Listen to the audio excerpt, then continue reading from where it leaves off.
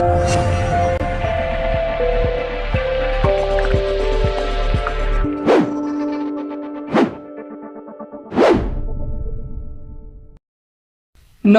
दोस्तों, स्वागत है आप सभी का इस YouTube चैनल में। हिंदू धर्म में मौत के बाद आत्मा की शांति के लिए शव को जला दिया जाता है, लेकिन बात अगर साधु संतों या बच्चों की हो तो उनके मृत शरीर को दफना दिया जाता है। आखिर ऐसा क्यों? यह जानने के लिए वीडियो के अंत तक बने रहिए। चलिए जानते हैं इस परंपरा के बारे में। गरुड़ पुराण में वर्णित कथा के अनुसार पक्षीराज गरुड़ के पूछने पर भगवान विष्णु उनसे कहते हैं, हे गरुड़, अगर किसी स्त्री का गर्भपात हो जाए या फिर यदि जन्म के बाद 2 वर्ष की उम्र तक किसी बालक या बालिका की मृत्यु हो जाए तो उसे जलाने के बजाय जमीन में गड्ढा खोदकर उसे दफना देना चाहिए, और इससे अधिक उम्र के मनुष्य की मृत्यु होने पर उन्हें जला देना चाहिए। गरुड़ पुराण की माने तो वास्तव में जब मनुष्य जन्म लेता है तो वह 2 वर्ष की उम्र तक दुनियादारी और इस संसार की मोह माया से परे होता है। ऐसी स्थिति में उसके शरीर में विराजमान आत्मा को उस शरीर से मोह नहीं होता है। ऐसे में जब कोई 2 वर्ष से कम उम्र का मनुष्य मृत्यु को प्राप्त होता है तो आसानी से उस शरीर का त्याग कर देता है और पुनः उस शरीर में प्रवेश करने की कोशिश भी नहीं करता है। जबकि मनुष्य जैसे जैसे बड़ा होते जाता है और मोह माया में बंधते जाता है, ठीक वैसे वैसे शरीर में मौजूद आत्मा को उस शरीर से मोह होने लगता है और मृत्यु के बाद वे उस शरीर में तब तक दोबारा प्रवेश करने की कोशिश करते रहता है जब तक मृतक के शरीर को जला ना दिया जाए। गरुड़ पुराण की माने तो अंतिम संस्कार इसलिए किया जाता है ताकि शरीर से आत्मा मुक्त हो सके। जब शरीर को जला दिया जाता है तब वे अग्नि द्वारा मुक्त हो जाता है और इसके बाद उस आत्मा के पास कोई लगाव नहीं रहता।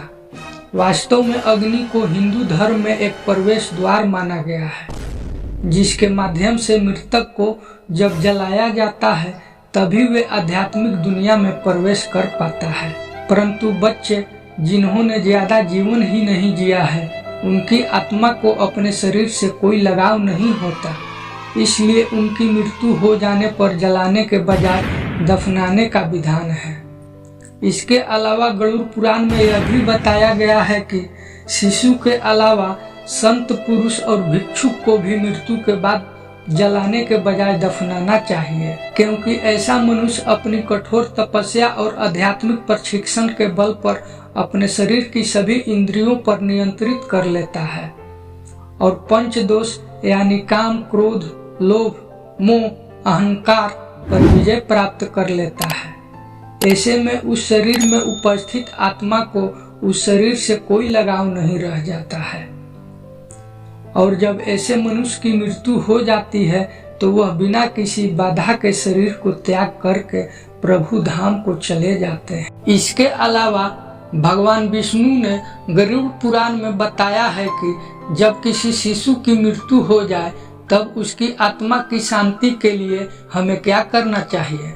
भगवान विष्णु के अनुसार जब किसी भी शिशु की मृत्यु हो जाती है तब उसकी माता पिता को चाहिए कि उनके निमित्त वे दूध का दान करें या फिर जितने माह की शिशु की उम्र हो उतने बच्चे को अपने हाथों से दूध पिलाएं, क्योंकि बच्चों की मृत्यु के बाद उनका श्राद्ध नहीं किया जाता। किसी भी मृतक का विधि विधान पूर्वक श्राद्ध तभी किया जा सकता है जब या तो उनका चूड़ाकरण संस्कार यानी कि मुंडन हो गया हो या फिर उसका उपनयन संस्कार हो गया हो। साथ ही भगवान विष्णु कहते हैं कि यदि माता पिता की क्षमता हो तो वे मरे हुए बच्चों के नियमित वस्त्रों की भी दान कर सकते हैं। माता पिता या फिर कोई परिजन मरे हुए बच्चे को निमित्त जितना दान करता है उतनी जल्दी ही उस बच्चे की आत्मा को दूसरा शरीर प्राप्त हो जाता है। इतना ही नहीं, भगवान विष्णु गरुड़ से ये भी कहते हैं कि हे गरुड़, जब किसी बालक की मृत्यु हो जाती है और उसे जमीन में गड्ढा खोद कर गाड़ दिया जाता है, तब उसके परिवार वालों को चाहिए कि वे जमीन के उस हिस्से को गोबर से लीप कर उसे गंगा जल से पवित्र कर दें। तत्पश्चात उसके ऊपर तुलसी का एक पौधा लगा दें, क्योंकि ऐसा माना जाता है कि जहाँ तुलसी का पौधा होता है वहाँ मैं स्वयं निवास करता हूँ और ऐसे में मृत आत्मा को जल्दी ही मुक्ति मिल जाती है। तो मित्रों, अब तो आप समझ ही गए होंगे कि हिंदू धर्म में 2 वर्ष से कम उम्र के बालकों और साधु सन्यासियों को जलाया क्यों नहीं जाता है। अगर समझ में आ गया हो तो इस वीडियो को लाइक और शेयर जरूर कीजिए तथा चैनल को सब्सक्राइब कर लीजिए। मिलते हैं अगले वीडियो में, तब तक के लिए धन्यवाद।